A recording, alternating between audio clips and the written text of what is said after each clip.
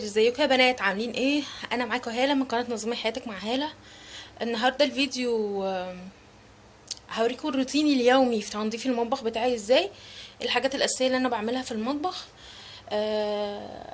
وبعمل ايه بشكل سريع كل يوم.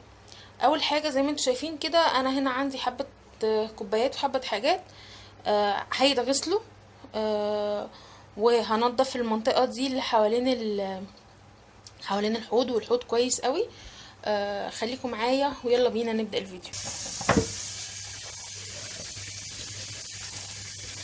انا اول حاجه زي ما انتم شايفين كده، هغسل الكوبايات اللي عندي. انا اوريدي كنت غسلاهم بس بشطفهم من الصابون.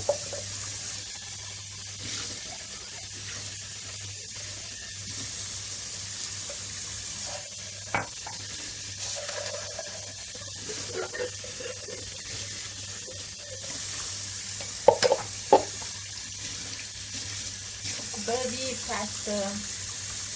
بتاعت شاي، بس بجد الشاي فيها مزاج تاني خالص يعني.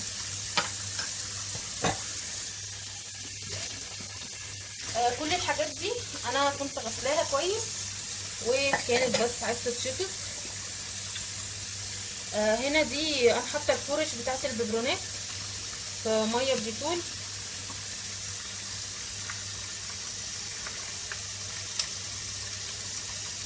طبعا انا كنت غسلت الببرونات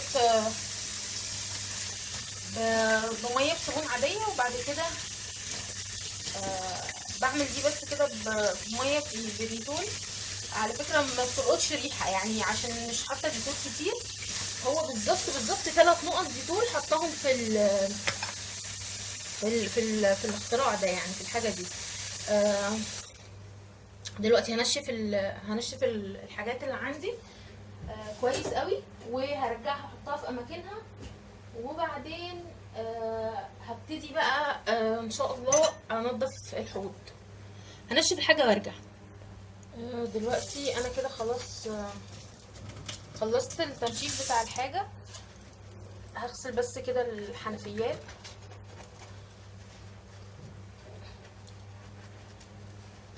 الحنفيات مش كل يوم او كل مره بعملها بالخلطه بتاعه يمكن انا تقريبا ما عملتها لكوش في اي فيديو قبل كده، بس هعملها لكم في فيديو قريب. ممكن اوريها لكم في خلط في الحمام انا بعمل ايه بالظبط.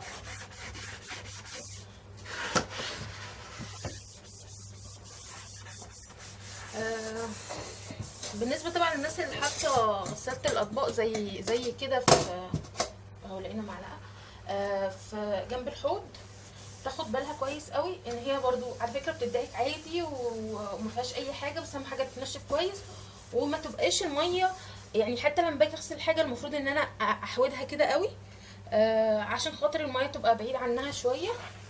والمفروض ان انا جايباها عشان ما اغسلش مواعين مواعين في الحوض يعني، بس ساعات بستسهل شويه او بستخسر يعني ان انا اشغل الغساله بصراحه على الحاجات دي، على مثلا كام حاجه صغيرين. بس انا كده خلصت الحوض، هشطفه و وهنشوف هنعمل ايه تاني. بصوا انا كده خلاص خلصت الحوض اهو، والحته حوالين الحوض غسلت الحوض كده، بس لسه طبعا ما نزلتش الابيض ده منه ما نشفتوش. هخلص الاول بقيه المطبخ، واخر حاجه بعملها ان انا بنشف الحوض. تعالوا معايا بقى نتنقل لحته تانية. انتوا شايفين كده هنا الرخامه الكبيره بتاعتي،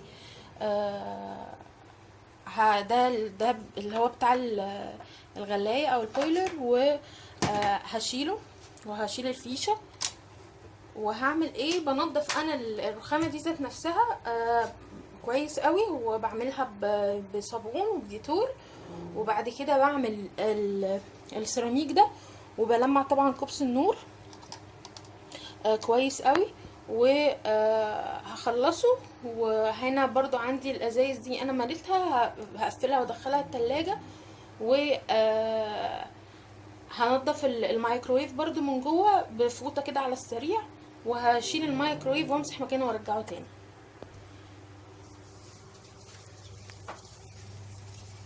انا كده عملت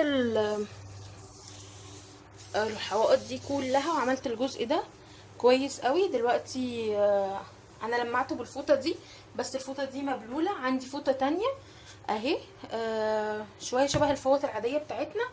هعمل بيها ايه؟ ان انا هنشف بس بيها عشان ما يبقاش عندي اي ميه او اي رطوبه تعمل لي مثلا حشرات او اي حاجه، او تعمل لي ريحه في المكان.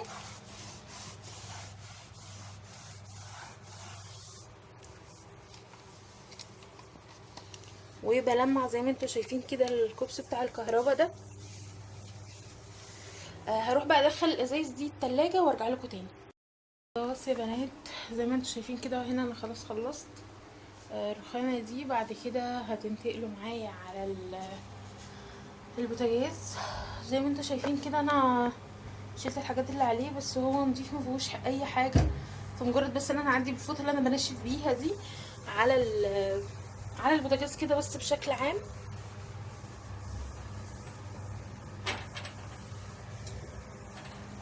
على الاجزاء دي بتاعت العيون.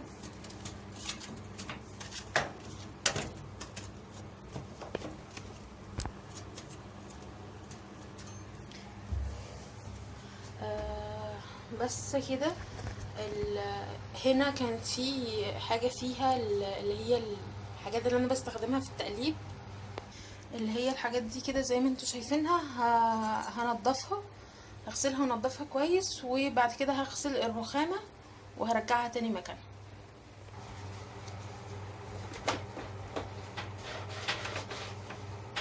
دلوقتي زي ما انتوا شايفين كده انا بعمل الرخامة.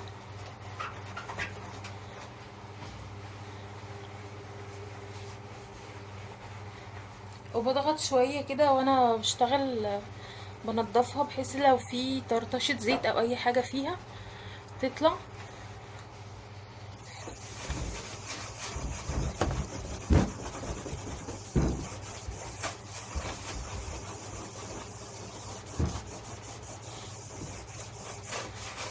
حتى كمان الجزء ده من الغسالة، هو اي نعم مبتجيش حاجة عليه، وانا دايما مبعملش حاجات بيكون فيها زيت على على العين اللي هي قريبة من الرخامة. دايما بعملها بعيد. اجيب كده الفوطة دي والم بيها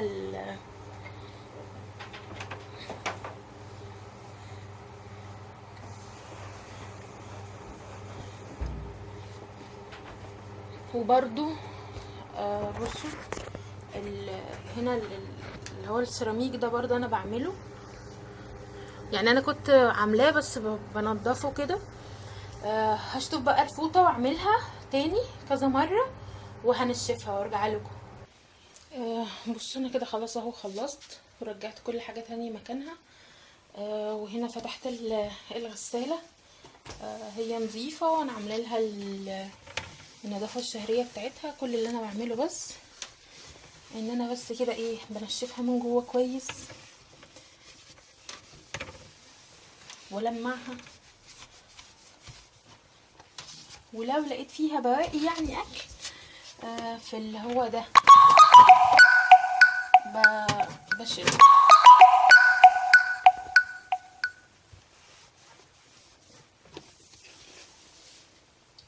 وبنضف برضو هنا كده على السريع.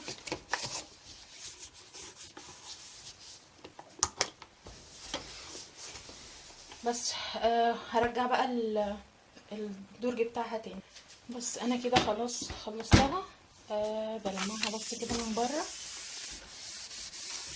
ومن فوق. بصوا يا بنات انا كده خلاص خلصت المطبخ اهو. ده كده زي ما انتوا شايفين ده التنظيف اليومي بتاعي. هنا الفوط دي اللي انا طلعتها دي الفوط الجديده نظيفه. واللي فيها الفرش دي انا نضفتها كويس قوي وصفيت الفرش ونضفتها كويس جدا، حاطه كل حاجه فيها ناشفه. برضو انا مصورتلكوش ان انا اللي هو ده يعني الالميتال بتاع المطبخ انا لمعته برضو وزي الفل. وشلت اكياس الزباله حطيتها بره عشان هنزلها دلوقتي. ولمعت الارض، كنست المشاية دي ولمعت الارض ورجعت حطيتها، والترابيزه اللي بناكل عليها برضه لمعتها ونضفتها وحطيت عليها كده المفرش بتاعها زي ما انتوا شايفين. كده يا بنات ده روتيني اليومي في تنظيف المطبخ وعنايتي بمطبخي. ما فيهوش اي تفاصيل كتير، ما بستخدمش فيه غير الديتول واي مسحوق بتاع الاطباق، وده بالنسبه للتنظيف اليومي. ما بعملش حاجه اكتر من كده. هما دول الحاجتين اللي انا بستخدمهم عادي جدا. وده كده كان الروتين بتاعي النهارده. يا رب الفيديو يعجبكم، ويا رب اكون قدرت اوصل لكم اي معلومه اي حد يقدر يستفيد بيها في حياته. روتين سهل بياخدش مني مثلا اكتر من ربع ساعه او تلت ساعه. اشوفكم في فيديو جاي تاني جديد. ولو عايزين اي حاجه سيبوها لي تحت في الكومنتات، وتابعوني على السوشيال ميديا بتاعتي، فيسبوك، انستجرام، وسناب شات. واشوفكم في فيديو جاي تاني جديد، واقول لكم السلام عليكم.